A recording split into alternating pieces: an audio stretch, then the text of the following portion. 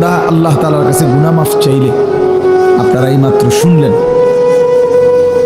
ইবলিসকে আল্লাহ তাআলা চ্যালেঞ্জ ছুড়ে বলছে যে আমিও আমার বান্দাকে, বান্দা যতক্ষণ মাফ চাইতে থাকে, তুই যত ধোকাই দাও, আমি আমার বান্দা মাফ চাইতে থাকলে আমি মাফ করতেই থাকবো।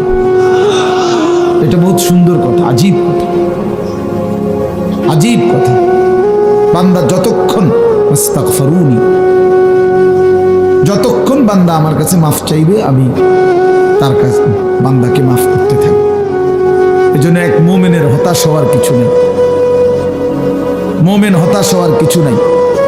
ওয়াল্লাযীনা ইযা ফাআলু ফাহিশাতান আও যালামু আনফুসাহুম যাকারুল্লাহ ফাস্তাগফিরু লিযুনুবিহিম ওয়া মান ইয়াগফিরুয যুনুবা ইল্লাল্লাহ ওয়া লাম ইউসিররু আলা মা ফাআলু ওয়া হুম ইয়ালামুন।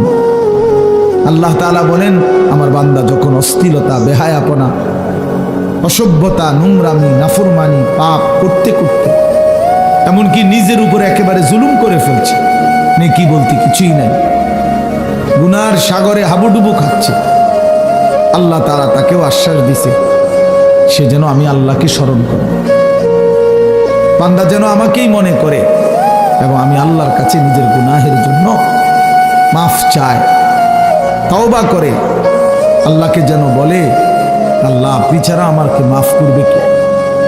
আর আমি জেনে বুঝে আর করব না, আমি ছেড়ে দিলাম। এই তিনটি শর্ত যদি বান্দার কাছ থেকে আল্লাহ পায়, তওবা তিন জিনিসের নাম।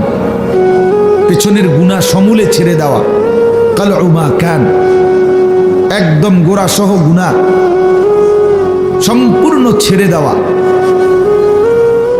আইয়াজিমা আন লা ইয়াউদা ইলাইহা আবাদান, এই কথার মজবুত সিদ্ধান্ত দেওয়া যে মাওলা এমন নাফরমানি আমি আর করব না।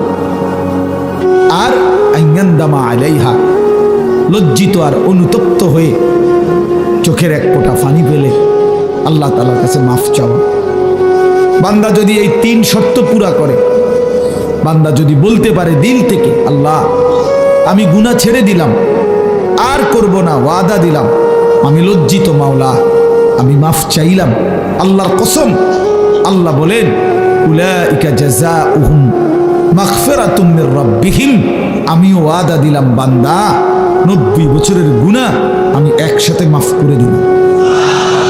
আসমান ছোঁয়া, হুজুর শুনছেন, আপনারা বলছেন লাউ বালাগাত যুনুবুকা আনানাস সামা, আল্লাহ বলছে বান্দা তোমার গুনাহ যদি আসমান পর্যন্ত পৌঁছে যায়, তবুও যদি মাফ চাও, আমি কোনো পরোয়া করি না, আমি আল্লাহ হক আদায় করে তওবা করলে আমি মাফ করি।